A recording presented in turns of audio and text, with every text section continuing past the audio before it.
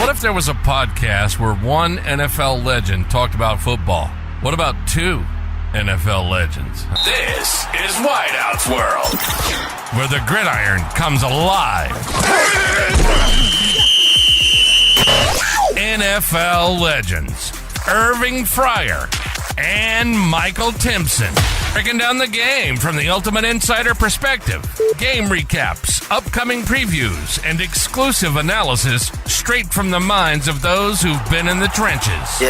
Wideout's World. Let's do it. Are you ready for some football? We're ready for some football, baby.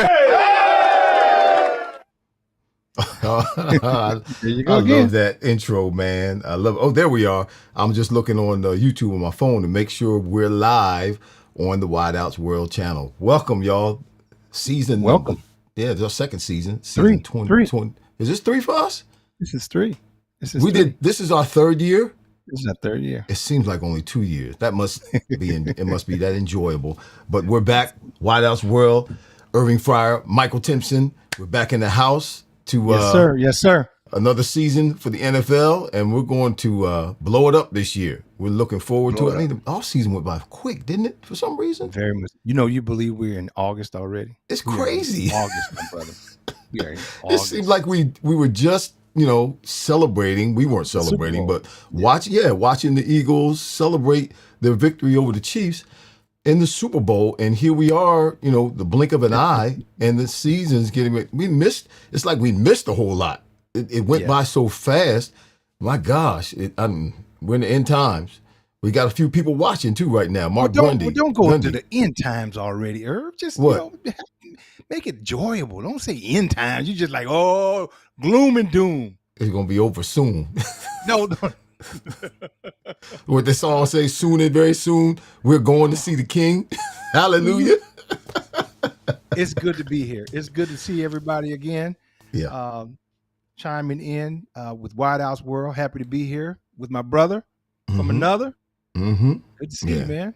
We've been together been together for, we have to tell y'all, one of these shows, we're going to tell you our story, how our friendship began. I mean, how many years ago was that? My gosh, we were both with the 25? Patriots. That was in the 80s, right? Yeah. It was in the 80s. Our friendship began. How young we are. How stupid I was. I said how young we are. How stupid I was. Yeah, we're young, but I'm older than Mike. I'll be 63 next month, man. Hey, can you believe? Yeah, dang, can you believe that? No, that's a blessing. A lot of people can't make it to 60. Don't make it to 63. That's a blessing. Some of them make it to 63 and they're not in their right mind. So thank God I got a little bit of my mind left. Thank God. But y'all, we're reminiscing right now, but we do have a show for you today. A few things we want to talk about. And I think we're going to start off with some of the hottest news in the NFL today. Yes, it's the hottest, but it's probably the dumbest as well. It never fails with Jerry Jones and his Dallas Cowboys. I mean, that's one of the hot topics right now. The first game of the 2025 NFL season is next Thursday night with the Dallas Cowboys going into the Philadelphia Link, play the Philadelphia Eagles. That's going to kick off the 2025 regular season in the NFL. And the Cowboys' best player on their team is not signed. And there's been just this back and forth bantering between the owner, Jerry Jones, and Micah Parsons. We're hearing different stories about what has been going on in terms of negotiations and communication, whether this one said that or whether that one said that. I heard something today, Mike. I was on WIP this morning from 8 to 10 with John Ritchie and Joe DeCamera. And they put up a clip of Jerry Jones saying that during the offseason, Micah Parsons called him when Micah Parsons was out of the country. Apparently, he called Jerry Jones, and they started talking, the two of them, going back and forth on several calls. And apparently, they had come to some type of agreement, okay? And then the next thing that happened, according to Jerry Jones, was Michael Parsons called or text and said, "Don't call me anymore," which didn't make sense to me. And then Jerry Jones gets a call from Michael Parsons' agent and doesn't want to deal with the agent. And then Jerry Jones equates that whole scenario with a child going to the mother and asking the mother in the family, "Can I have this, mother?" And the mother says no. So the child goes to the daddy and asks the daddy, and the daddy says yes, because the daddy works all the time and the daddy doesn't see the child that much. So the daddy says, "Yes, you can have this before dinner." And then the child goes back to the mama. "Daddy said I can have this." And I don't understand why he equates his interaction with Micah with a mother and a father, and a child trying to play the mother and father against one another. Doesn't make sense to me. But here we are. Drama. A few days, a little bit more than a week away from the opening game in which the Dallas Cowboys are playing the Philadelphia Eagles, and Michael Parsons is in the last year of his rookie contract, which is very, very, very, very unusual when it comes to rookie contracts, particularly when a rookie is playing at the level that Michael Parsons is playing and is arguably the best player on the team, and Jerry Jones hasn't signed him. Are you surprised? I'm not surprised because Jerry Jones did the same thing with Dak Prescott. He did the same thing last year or 2 years ago with CeeDee Lamb. The same thing, where he believes because they have a contract, they should play the contract out and then sign a new contract, which in today's game and in today's methodology, when it comes to contracts and the salary cap, it doesn't work to a team's advantage to wait until a guy is in the last year of the rookie contract to sign them, or wait until they play it out, because that works too much against the salary cap. I mean, there are three players. What is it? I think Dak Prescott's hit on the Dallas Cowboys salary cap is higher than Jalen Hurts, Devontae Smith, and A.J. Brown together. Mm-hmm. And that's because Jerry Jones refuses to sign players early. That's one of the things I love about the Eagles. They get it done, and it's just a mess. It hurts the player and it hurts the organization. So here's the thing: there was a TV show back in the '80s called Dallas. It was drama. It's nothing but drama. This is nothing but drama. Yeah. Every off season, and it spills into the season, is drama. So you have drama again. But here's the thing. To the point that you made that they had a conversation before. And that's what Jerry's saying. He says, hey, they basically had a deal, a handshaking deal before. And then Micah goes and talks to his agent, and his agent, I guess, tells him not to take the deal. Right. But he and Jerry had some type of verbal conversation where they had a gentleman's agreement, if you will. And that's Jerry's stance that, hey, we kind of agreed on something. Now, I'm pretty sure the conversation pretty much went, he offered him a boatload of a signing bonus, and Michael was just green as the day is long and said, yeah, I like that. Mm-hmm. And for Jerry, that was like, hey, that's a deal. Right. And so now he's backing out of it because now Michael has come to his senses and talked to his agent about it. And his agent said, no, you're selling yourself short.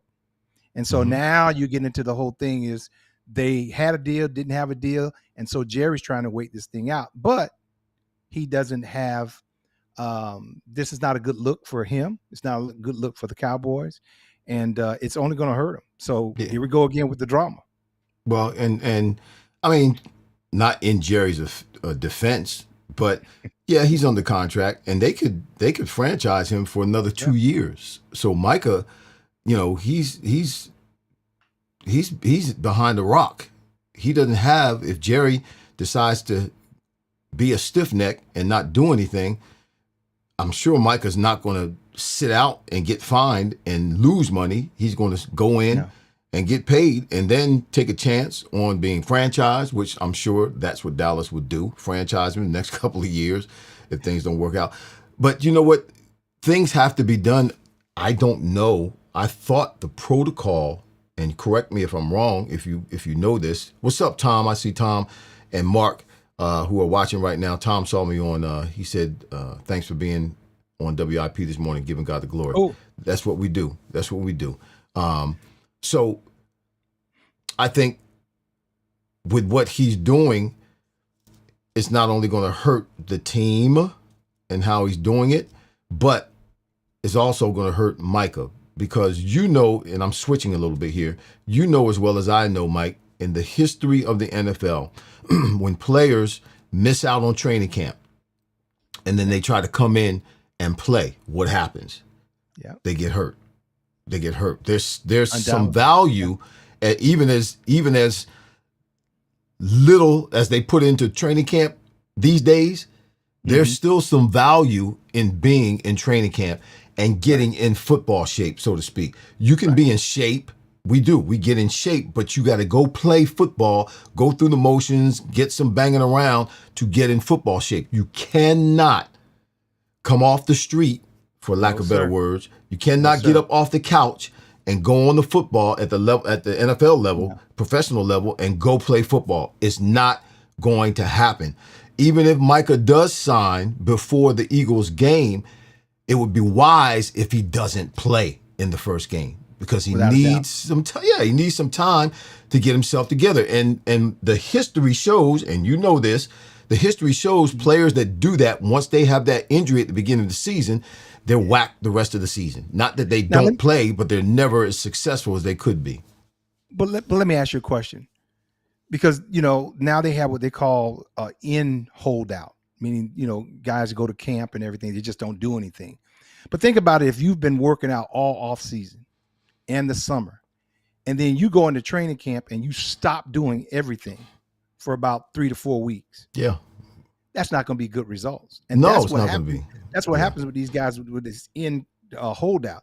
I don't know, because I've never been in that situation, whether I would still continue to work out. Mm-hmm. Although being not under contract, you don't have to get into contact or anything like that, but you should be doing something. Right. To keep yourself in shape. Excuse me, but let me give you something. Now, I don't know how true this is, but I heard a figure, $200 million for 5 years, 147 guaranteed. Did you hear that? No, I haven't heard as much, but back to what I was going to say before I shifted, thank you for bringing that up.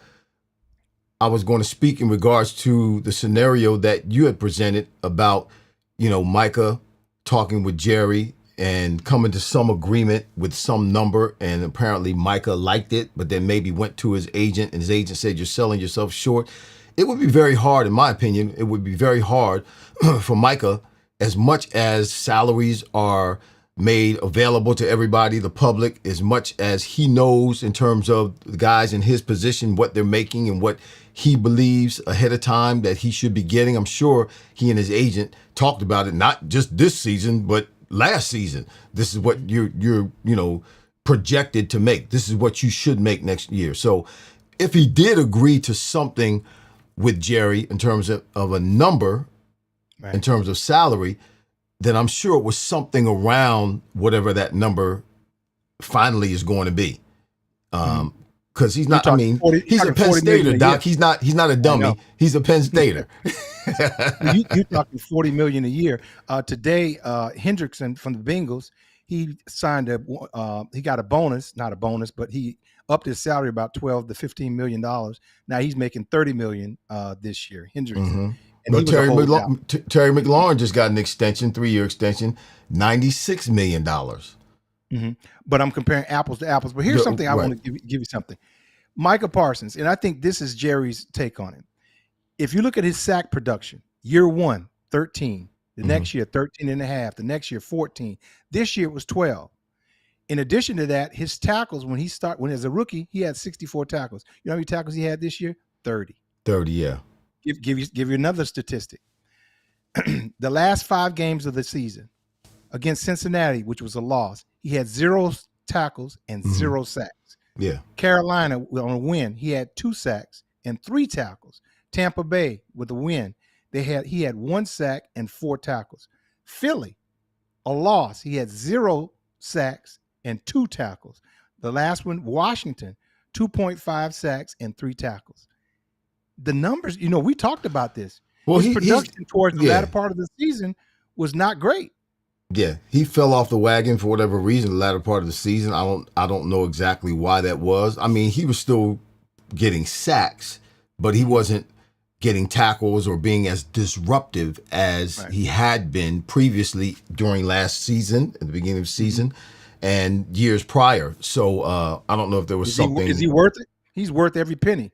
Oh yeah. Don't get me wrong, but this is what Jerry's throwing in his face in terms of the statistics, because he's not up there with the top tier in terms of sacks. Right.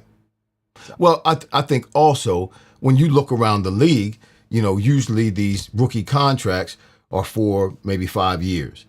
But when you get into the third year, not the last year of the rookie contract, these teams are renegotiating, particularly when the rookie is doing well and being an asset to the team and making a difference with the team, which obviously we know Micah Parsons is for the Dallas Cowboys. So going into last year, he probably was thinking, man, everybody else is being renegotiated that came out of my rookie class. They got their money, and I'm still working on the same salary, still working on the same contract. So as it got towards the latter part of the year, I'm thinking maybe that took a toll on him mentally, and he wasn't giving as much effort because he felt like I should be getting paid. That's fair. I should be getting paid. Fair. I mean, that's human. It's human for us to think that. So Gregory Bridges, what's going on? Carlise Bellamy is one of the preachers at CCU where I am right now with Bishop Hargrove, and she's a Dallas fan. She always wearing blue all the time. She said, I'm a Dallas fan, but you are all on point, sir. Yes, we are on point. You know I'm always on point when it comes to the Dallas Cowboys. Reverend Bellamy. Well, we'll Thanks for see how it joining goes. us. Shout out to the church crew. All right. So the next one, what you got next? What I got next? I know what you got next. What I got next? What we got next? You're going to talk about the Sanders. That's news. That's NFL news that we're dealing with. So let's dive into the Sanders. Always news.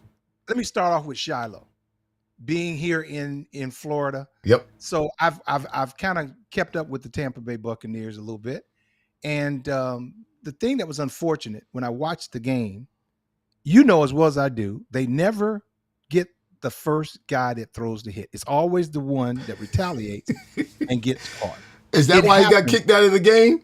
He just hauled off and hit the guy upside the head. Now the guy kind of was playing past the whistle, and he was blocking him. It was a tight end. Now he done drove him. He done drove him about 10 yards off the ball, to be honest with you. Okay. He drove him. He was in the secondary. He had Shiloh blocking him in the secondary, and he wouldn't stop. And it was a late that's whistle. because he was Shiloh Sanders. That's why he wouldn't stop. That's one of the reasons he didn't stop. Well, that's true too. But I'm saying the tight end didn't stop. Right. It was a late whistle. But anyway, he got his hand up on his face mask. Shiloh took exception to that. I don't blame him. But when you're on the bubble trying to make the team, you can't just haul off and hit nobody. I mean, he's like he was in a street fight. Right. I mean, he just clocked the guy upside the head. I'm just like, no. And I knew then, Irv, that he was not. He had a great chance of making the team. Right. Maybe it's a practice squad. But when he did that, I was like, he sealed his fate. Yep, because he got waived. They waived him. Yeah. And so, that's what I heard out of camp, that he was decent enough for them to keep him and work with him. And I was hopeful that was going to happen. So he was having a decent camp. I mean, obviously he's playing in the last preseason game. So he was on. Those guys playing, for those of you who don't know, most of the people playing in the last preseason game are playing either to try to get something on film because they know they're going to get cut, so that film can be, filtered through the league and they can be seen and maybe get picked up by another team, or they're fighting for a spot on the team. And Shiloh was playing in that last game, and that's holds true even when Mike and I played. The way preseason went for us back when we played, we have 4 preseason games. The first preseason game, the starters would play 2 series or maybe the first quarter. Second preseason game, the starters would play the first half. Third preseason game, the starters would play the first all the way to the first series in the second half. So we play the first half, go to halftime, then come back out for the second half and play the first series, then we were done. Then the fourth game of the preseason, none of the starters would play. That was for the guys who were on the bubble. And that's pretty much the same in terms of the last game of the season, in the preseason, I'm sorry, in the NFL.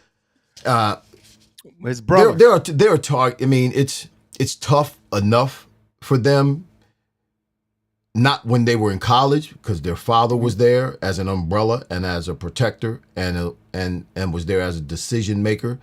And now with all the voicing and all the hoopla and all the pomp and circumstance that comes along with the Sanders, father included, these guys, they got to know that they're a target. Yeah. The league targeting them, other players are targeting them. Did you see Shador this past weekend, how he got thrown around as a quarterback? I mean, they were just, to me, they were doing a little bit extra when they were getting to him, just trying to give him a little extra shove because of the Sanders on his back. And that's what they're going to get. That's what they're going to get. And they seem to, I don't know about Shiloh, but Shador, I watch him and I listen to him, and he really, really seems to be able to respond with the right comments, have the right attitude, remain in the right demeanor, frame of mind, and he never seems to get out of character, which obviously we know would be gas on fire. They would take something like that and just run with it. But he was what? Let me see what it was. I got it written down here. 3 out of his stats was trash. Don't even read them. They gave him a trash line. They gave him a trash line. They gave him trash plays. He went 3. Terrible. He went 3 and out, 4 out of 5 terrible series. Yeah, and then the last series was that Huntley came in. They put Huntley in. The coach put Huntley in, and Huntley went down and scored. And Shador was on the sidelines asking the coach, "Can I get back in?" The coach said no. You could see it on TV, the discord that was taking place there. So, I mean, he's going to be the 4th quarterback. They're keeping him. He's going to run Did you practice get squad. that inside? Did you get the inside message that they're going to keep him? Yeah, they're going to keep him. They'll keep him. That's not an inside message. It's just it's being written. It's being reported that and the coach said it. They're going to keep the 4th quarterback, but he's going to run the scout team for the first team against the first team defense. He'll run scout team and be the opposing team's quarterback, and he'll be on the practice squad. Sorry, Irv. He's not a 4th-string quarterback. He's not a 4. He has talent. Oh, I agree with you. Talent. I agree with you. I would hope that he goes somewhere else, to be honest with you, to get a fair shake. Stefanski, I'm not sold on him at all. Well, they're going right now. They're going to keep him as the 4th quarterback. Okay. So he's going to be with the Cleveland Browns, and now he suffered an injury when they were here in a joint practice with the Eagles. Yeah. So it wasn't enough to keep him out, but he was banged up a little bit. But I mean, I really do love the way he has been able to handle the situation, going all the way back to the draft. He always kept a positive frame of mind. Whatever he said was always on the positive side. He never really said anything negative. He never even really looked. His countenance never really looked negative or disappointed or disgruntled or anything like that. He always, Deion has done a great job of raising those boys and keeping them aware of the fact that there are always cameras on them, that they're always, whatever it is they say or do is always going to be headlines, and that they need to make sure that they're always crossing all of their T's and dotting all of their I's. And they're doing a great job of that. I believe Shador is going to get an opportunity somewhere at some point, and he's going to do well. Now, is he going to end up putting up numbers like Patrick Mahomes? Is he going to end up winning a Super Bowl like Jalen Hurts? I doubt that, because I don't know if he has that kind of ability in him, but I do know he has the ability to be a successful quarterback in the NFL because he has too much talent. He's got the pedigree for it, and he's got the ability to go along with it, and the mindset. His mental capacity is unlimited. He just needs to get, as you know, he needs to be with the right coach, the right coach, and the right opportunity. Because the coach, for those of you who are watching, coaches can mess you up. Coaches can mess you up. He needs one of these coaches that specializes in quarterback. Well, i.e., look at remember Bobby Horn? Were you on the team with Bobby Horn when Dana Bible came in? Mm-hmm. We had John Gruden. I'm my third year with Philadelphia. Mike was with me in Philadelphia. Everybody. It was Gruden. John Gruden had been with us the year before. He left. He went out west and became a head coach. They brought in a cat by the name of Dana Bible to be the offensive coordinator. Now, the year prior, Bobby Hoying had come in toward the latter part of the season and did very well under the coaching and the tutelage of John Gruden, because that's what John Gruden does. He's an offensive guru, and he knows how to coach and get the best out of quarterbacks. Dana Bible comes in, and y'all never heard anything else about Bobby Horn. He was done, and our team was done. Our offense was done because the coaching messed him up, and it makes all the difference in the world, particularly when players are young coming into the league. Rich, guess who is watching right now? Richard Melton. Richard Melton's in the house. My man. Richard Melton's in the house. What's going on, Rich? He's back. He said, "Oh, wow. It's wow. Let's go." Yep, we're back on another season, brother. We'll be here for those of you who are watching. We will be here every Monday. Mike decided to do the show on Mondays because he figured we'd be hotter on Mondays and more relevant on Mondays, and you get the information early from us on Mondays. So we're doing it on Mondays at 7 p.m. Yes, this is your idea. I ain't scared. All right. Hey, so guess what? Now, the top drafted rookie wide receivers. I can't wait to hear what you have to say. I just can't wait to see who you think is the top wide receiver that came out of the draft and who's going to make the impact this year. Who's going to be the rookie of the year? As wide receiver? Who's going to be the best wide receiver? He may not be the rookie of the year, but he's going to be for us the rookie of the year at the wide receiver position. Okay. And I got a couple of them. But I got one. I told you can't do. We said we're gonna do one. You got to do one. How you gonna come up with a couple? Well, I got one. I do have one. I do have one. And he is the 2025 draft. He's the steal of the 2025 draft. Oh, this is a stretch. This is a stretch. It's not a stretch. I need a drink. He got drafted by your old team, the Bears. Okay. He comes out of Missouri. His name is Luther Burden. Now, let me help you understand something. He was projected to be a first-round draft choice, but he fell to the second round for no particular reason other than the fact that the numbers ran out in the first round, and he ended up being drafted in the second round. 6-foot cat, 206 pounds, round about my size. One of the reasons I believe he's going to do well is because Caleb Williams is really starting to develop as a quarterback. He can throw the ball, he makes good decisions, and he's progressing. He's getting better every year. So that's a feather in Caleb's hat, and that's a plus for Luther. But Luther, y'all, everybody, he can play whether it's in the slot or he can get out and play the outside, get down the field, very elusive, very smart, very athletic, very, very, very. He can be shifted around. That's what makes him so valuable. He can play any one of the 3 receiver spots. Okay. He did that in college in Missouri, and that's what they're touting him and preparing him and coaching him to do with the Bears. He can very easily catch 90, 100 balls, particularly in today's game when they're throwing the quick outs and the quick slants to the slot receiver, and he, catch it at 5 yards, run for 2 or 3 more yards.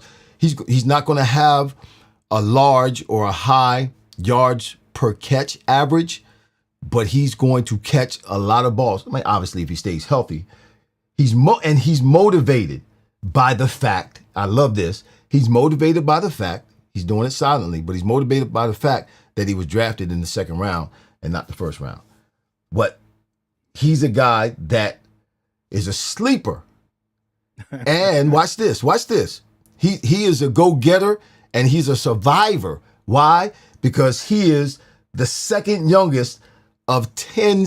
He got 10 siblings. Okay. He's got 10 sisters. They're all girls. Oh, come on, man. That's a stretch. You gotta be kidding me. Are you serious? He got 10 sisters. Yep. He got 10. No, he's the second youngest of 10. He's got 9 sisters. I'm sorry. He got 9 sisters. He's the only boy, only male. He's a survivor. Listen, he's an adapter. He has to be. He can adjust. Yes. He knows he's a chameleon. He can fit in wherever need be. Come on, man. If you had 9 sisters, come on. Stretch. It's a stretch. It's not a stretch. All right. That's why they go back when they're doing all the research on players. They go back to your childhood. They go back to your high school. They go back to those times to see what kind of development you've been accustomed to. That is a very interesting stat. Yeah. Okay.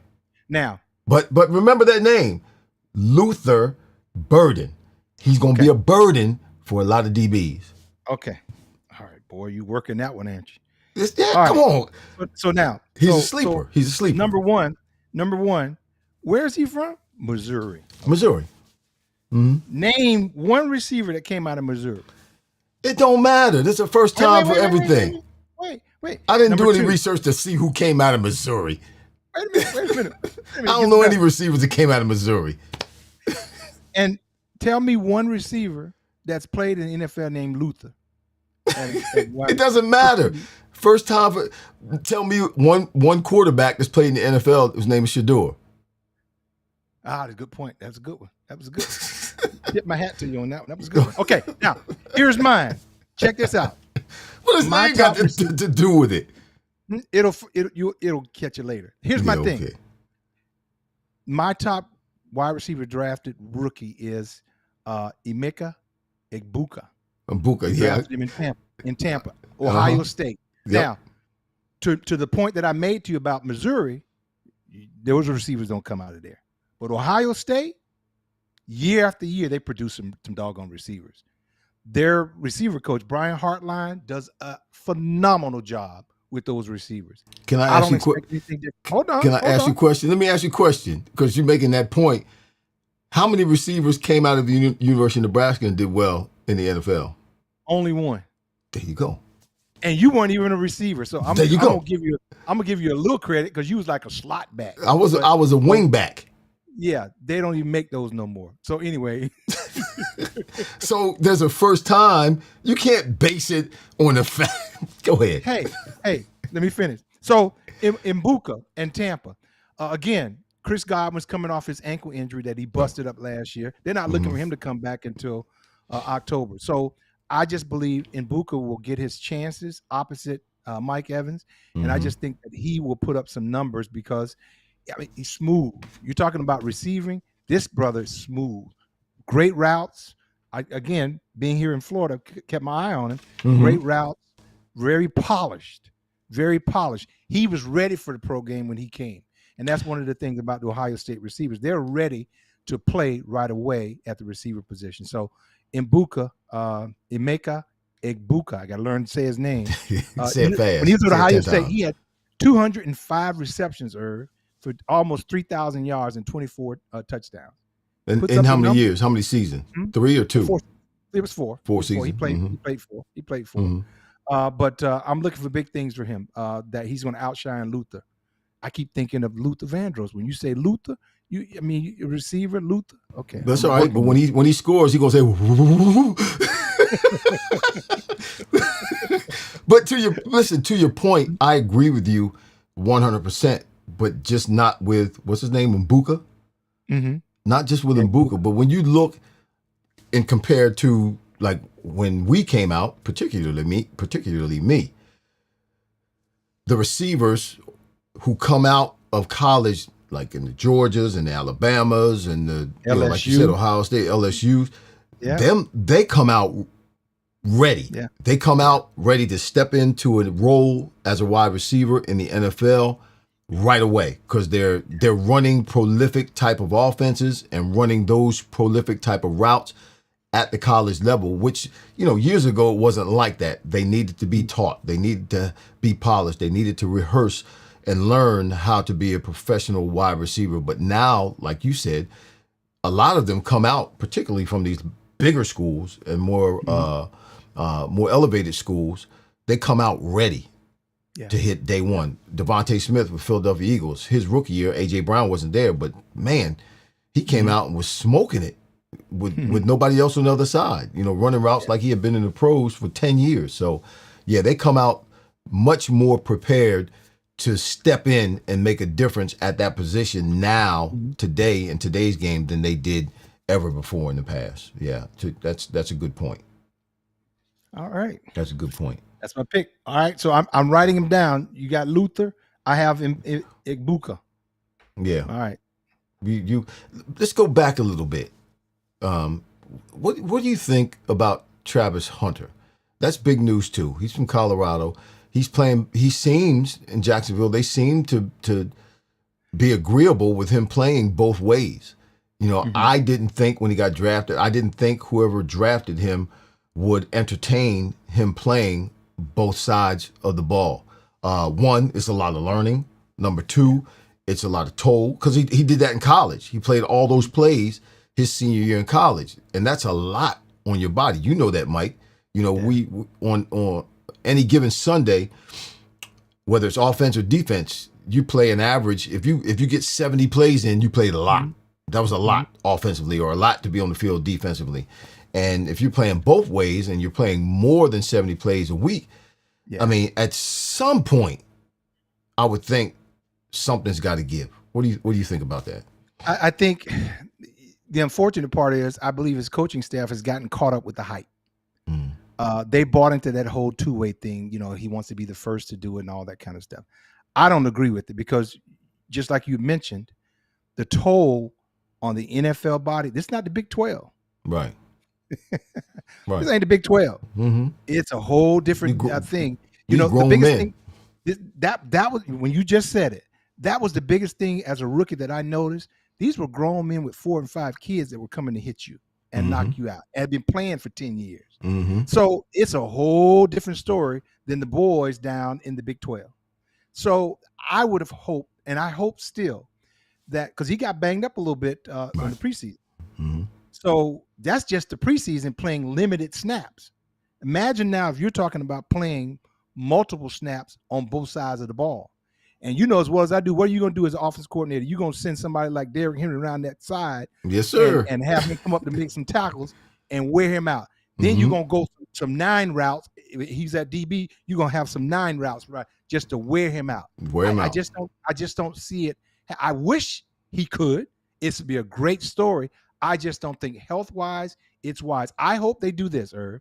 I hope they give him a package. I hope they play him at DB, and I hope they give him a package on offense, sparingly. Right. Well, I think that's what they're doing. I don't think he's going to ever be a starter on offense, but apparently, from what I've seen in the preseason, he comes in and they have a package in for him. Not where he gets the ball, obviously, every play, because that would be too easy for a defense to defend. But a package where he's in, where, at some point he gets a ball thrown his way, but he knows those plays and he knows what to do offensively, whether he's just being a decoy. But even that, though, Mike, even if you just, like you said, even if you're just running, those extra yards, those extra steps, those extra goes down the field, they take a toll after a while. So I'll be praying for him. I don't. And he's not big. No, he's not big. Pounds? Yeah, I have a hard time believing that he's going to be able to hold up in the NFL the way he did in college. I was surprised that he did it in college, but I'll be surprised if he holds up over any period of time. He may get away with it this year, but he's not going to be able to do that for an extended period of time. If he does, he's going to prove a whole lot of people wrong. But yes, sir. I sincerely doubt that, having played the game just on the offensive side of the ball. and you know what I think too, what will happen is they will shorten his career. Of course. If they do that too much with him, they will shorten his career. You only got so much in you. You know, and I mean, yeah, but those cats are making so much money now these days. That's ridiculous. Were you saying that because that they need to get Well, him out he on the made more field? money in college than he's making now. They with all the do. with the NIL, yeah, he They made more all money do. in college. He did. So Mm. he took a pay cut to come to the NFL. That's ridiculous. Can you imagine if they had the NIL when we were playing? What do you think you would be doing now, or you would have done back then? I would probably do what they did. Probably go buy me a big chain. I don't know. I don't know what I would do. I can't see because you were Mike Timpson back then too. But you knew that this NIL was coming because they were talking about athletes being paid back in our day. So at some point it was going to come. It's just right now it's just out of control, and that's a good thing for the players. But for the game, I just think at some point it's going to implode.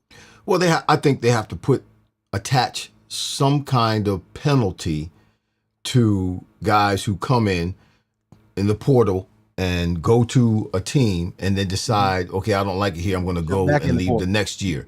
So yeah, just jumping from team to team, there's got to be some kind of penalty. Meaning, like, say for instance, if a cat comes in as a freshman, he's a highly touted quarterback, and he gets say he gets $500,000 of NIL as a quarterback, decides my sophomore year I'm going to another school. Well, guess what? You can go, but you're only allowed to get half of what you got the year before in terms of NIL. Do something like that. That will at least deter them or cause them to think about it, or give them some hesitation or pause when it comes to them moving to another team.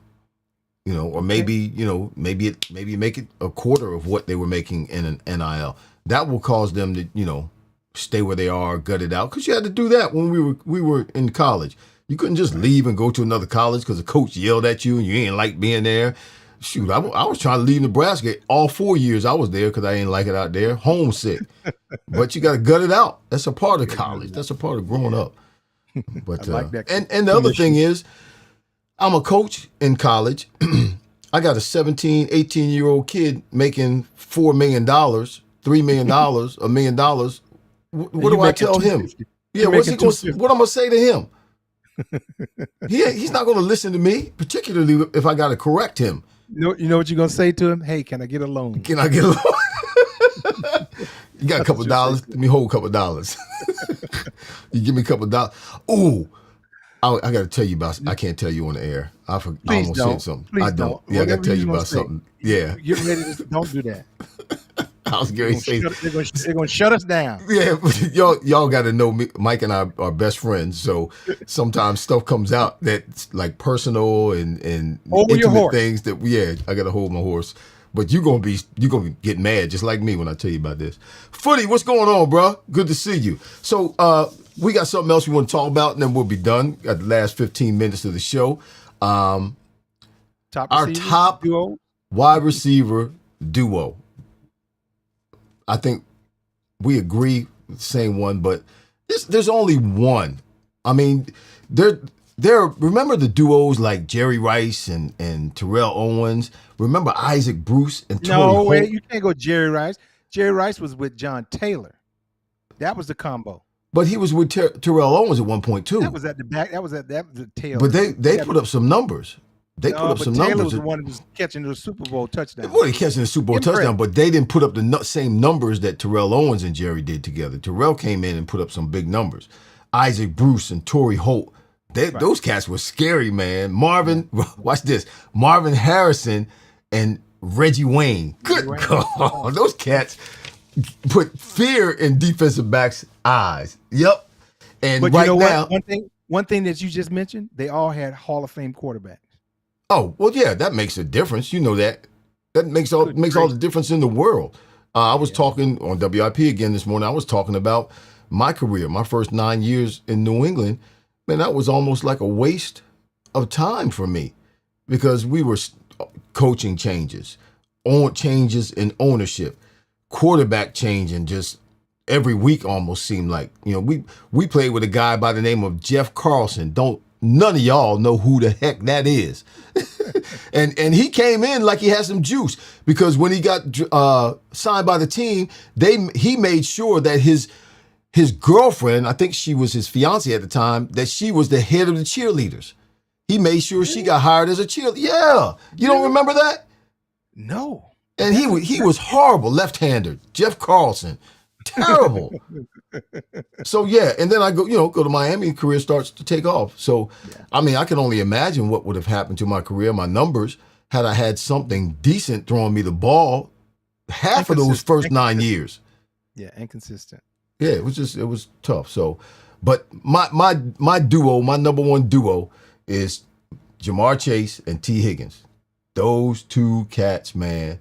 Individually, they're both awesome. Let me just give you some numbers. So Jamar, he played 17 games last year. He has 17 touchdowns. That's awesome. Amazing.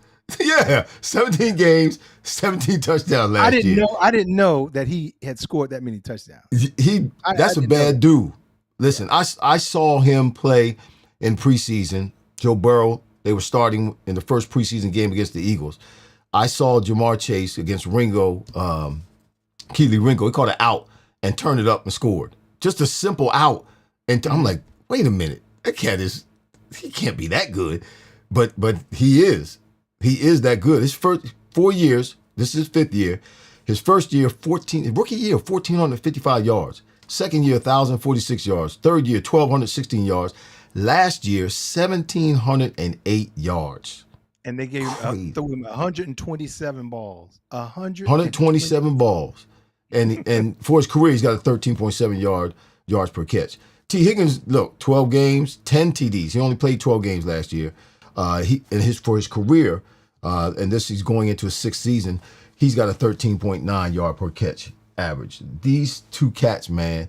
And listen, the Bengals defense last year was 25th in the league. So they had a terrible defense. I don't know what they've done to increase that. To improve that this year. Offensively, they were ninth. So it's just impressive what they were able to do and what Joe Burrow was able to do with what they had. They were always playing from behind, so obviously they're throwing the ball. But man, they were able to produce incredibly.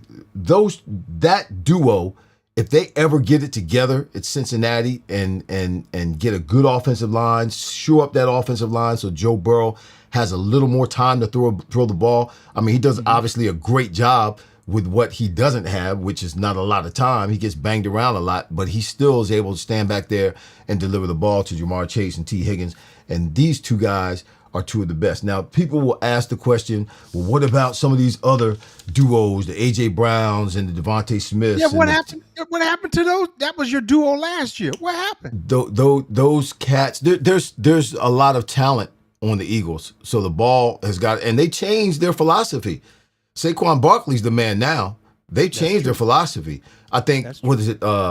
Each one of them only caught like 60, 70 balls last year. And they're both starters.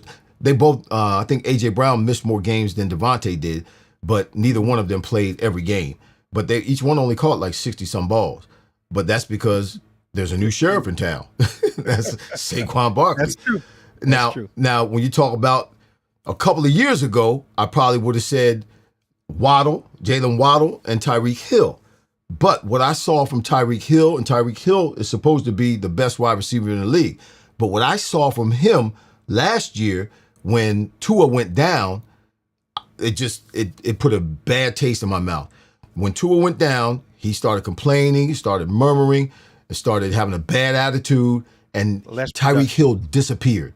Yeah. His stats went down. I think he caught one ball in one of those games. And that's not what's supposed to happen, Mike. You and I both know. We've never had a great quarterback. I had Dan Marino for a couple of years, but other than that, we've never had great quarterbacks, and we were still able to produce. So it shouldn't matter who's throwing the ball to you. Get open and catch the ball. And Tyreek supposedly is supposed to be the best receiver in the league, but he lost a lot of respect from me last year when he disappeared like that. And did it with a bad attitude. And then when the offseason came, he was talking about trying to get out of there. Okay, say it with your chest. Say it with your chest, Irving. Say it with your chest, man. So Jamar Chase and T. Higgins, they're the number one. Y'all watch them this year. They're going to cause a lot of problems for a lot of teams. They really are. Cincinnati, if they can get it together, they would be a viable team to get deep into the playoffs. I mean, they went to the Super Bowl several years ago. But they start slow, man. They start slow every single year. Well, they start slow because they don't have the protection up front. They don't have any pressure on defense. When you gonna get the protection up front? When you gonna wait? Well, that's right. That's on them. They've got an opportunity. They got receivers. They didn't need to draft receivers or anything like that. Why don't you shore up that offensive line? Why don't you shore up that defensive line? Put some pressure on some offenses to give your offense a chance to play from ahead. Because that offense is going to score. Joe Burrow, T. Higgins, Jamar Chase, they're going to score points. At least won a game. Jamar had won a game last year. 17 games, he has 17 touchdowns. All right. So I like that pick as well. But I'm gonna give you a different one just for all right, don't say Tariq Hill. Just don't say Tariq Hill. I don't care who else you say, just don't say Tariq. Okay. I'm gonna give you one that's gonna surprise you. No, I told you this pre-show. Mm-hmm. Your Cowboys. CD Lamb. CD doesn't surprise me. Hold on. Yeah. And George Pickens. They picked up from Pitt. Now, right. All of that is predicated on Dak playing well. You have two capable receivers that can turn the game around for you. Now that CD has somebody like Pickens on the other side, right, they could be a very good duo. So I'm just gonna watch them. I'm gonna put it out there. I'm not saying they're gonna be better than T. Higgins and Jamar Chase, but they are worth watching. And I'm gonna give you a close second to that is now that they've signed Terry McLaurin at Washington, and they got Deebo Samuel. I like Deebo Samuel, man. Come on, man. Hey, I like that. I like that combo. So I'm gonna watch them as well. So we got some good picks to watch. Very good picks to watch. So we'll see. When Pickens was signed by because Pickens is good. He's a really good receiver. When his head is in the right place. Exactly. When he's not, tripping. But he can flat out play. Yeah. And he was not the only target, but he was the number one receiver at Pittsburgh last year. There was a time, I think it was the year before, where, he missed that block or said he didn't want to block because he didn't want to put his body in the way. So, I'm not that kind of receiver. I was always a physical receiver. So when he said that, I kind of backed away from him in terms of, looking at him with stars in my eyes. But as far as running routes and catching balls, and now that he's on the other side of CD Lamb, when that happened this offseason, I was like, that's going to be a problem for a lot of teams if they can maintain. If Dak can keep himself together and that offensive line, they got to do some things to shore up that offensive line. They usually have been really good up front offensively, but as of late, they've had some problems. So, they got to get a running game. They got to get a running game. And Dak's a good quarterback. People try to, sweep him under the rug, but you can't. Dak, when you look at his numbers are comparable to anybody's in the NFL at that position. So now that he's got a formidable wide receiver on the other side of CD, and you guys found out, and you kind of agreed with me last year that CD Lamb was the dude. CD Lamb is the cat, man. He had no help last year, and he was still catching balls, even when everybody in the stadium on defense, on the sidelines, and in the stands knew he was going to get the ball on that play. He managed to get open and catch the ball, get the first down, make the play. So now that he has some help on the other side, that makes a lot of difference. Difference. So we'll see. We're going to see what happens that first game of the season because it's going to be showdown. It's going to be showdown. And you play with the Eagles, so it's a big deal when the Eagles play the Cowboys. All right, Irv, we got 5 minutes left. Let's go with our top teams in the AFC and the NFC. So we can wrap it up. We can end on that note. All right. Do we got to pick one? First. Okay, you go first. I'm gonna give you both of my picks. I'm gonna give you my NFC pick and I'm gonna give you my AFC pick. All right. My AFC pick. Let's go Buffalo. Let's go Buffalo. I know. Richard he probably just right now he's just happy as a pig in slop. What you say, Richard? Buffalo. I know Buffalo. Buffalo's AFC team to beat. I think they're the team to beat, man. They had a shot at Kansas City in the conference game, 32-29. Yep. They had that go-ahead field goal with about 3 minutes left.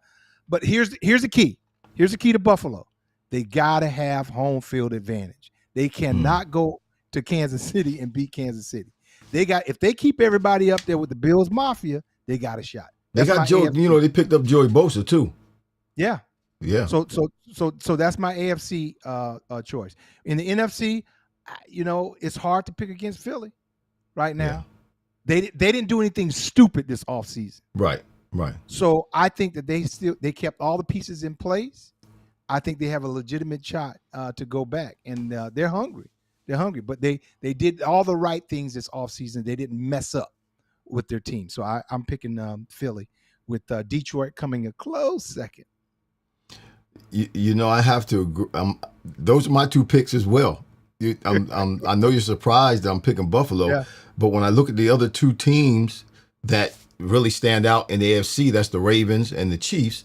I just think the Chiefs have been there, obviously, but I just don't think they have it anymore. They've been strung out and they've been weaned out. And Eagles they put a product on the field that was a cookie cutter for everybody to use to beat the Chiefs. Mm-hmm. Mm-hmm. So I think a lot of people this year are going to use that to cause problems for Mahomes, just like the Eagles did, and they're not going to make it and be as successful this year as they have been the last few years. Lamar Jackson and the Ravens, they just, for whatever reason, I don't know if they're find a way to shoot themselves in the foot. I don't know if they're snake bitten or what. They're exciting to watch. They do well during the regular season, but for whatever reason, they just don't have what it takes to get over the hump when you need to get over the hump, to make the plays in the biggest games at the end of the year when you need to make the play in the biggest game. So and the Bills, they let us down. They let us down every time. Yeah, they let you down every time. And they know that too. So for me, the Bills are the most formidable team or the most viable team to win the AFC. One, because they've been so close in the past, and they can taste it, and they're hungry. To me, they're hungry. Josh Allen is hungry, and he wants it. And he drafted a new wide receiver, T.J. Sanders is his name. So he's got another weapon that he can use. But man, I think the Bills are going to be really, really tough this year. One, because they're going to have the attitude of toughness, and they're very, very hungry. Ravens, they've just been there and fell on their face too many times, and I think that's just going to continue this year. And the Chiefs, I think, just don't have it anymore.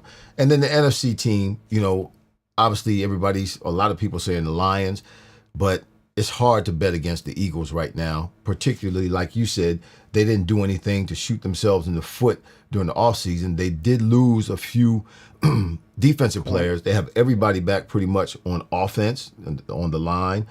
We have an offensive lineman, one of the offensive linemen that hurt himself. Was it Lane Johnson, I believe it was? But he's scheduled to play first game of the season. There's two positions, the safety position and one of the corners, that they're still trying to figure out who's going to start. But for the most part, they were in that same position last year with rookies, Quinyon Mitchell and Cooper DeJean. They were rookies, and Vic Fangio was able to get those guys together and put it together so much so that they ended up being the number one defense in the league. So with Vic Fangio there, whatever it is they have, I know he can coach them up and make up the difference for whatever was lost in those few positions. So the Eagles are my choice, and that would be a great Super Bowl. Eagles, Bills, be a great Super Bowl. Would be. And I think that's very, very likely going to happen. Obviously, people got to stay healthy. That's one of the things that's got to take place. Teams got to stay somewhat healthy. You can't lose your quarterback. Josh Allen has got to stay healthy. He's got to be in there playing, because they can't do it without Josh Allen. And I don't think the Eagles can do it without Jalen Hurts. So Bills and the Eagles. All right. It's 8:00. You got it. I'm writing it down. You writing it down? Check it off. Yes, sir. We got it. So we're going to start with our picks this year, too. Billy Bell is in the house. Richard Melton is in the house. Billy Bell said, glad you're back. We're back, too. Billy Bell said, Debo weighs more than me. Jackie Jackson is in the house. Shout out to you. Carlise Bellamy, shout out to you. Richard Melton, William Footy Harris, Gregory Bridges, Tom Petrella, and Mark Gundry. I'm gonna wear my shirt the next show.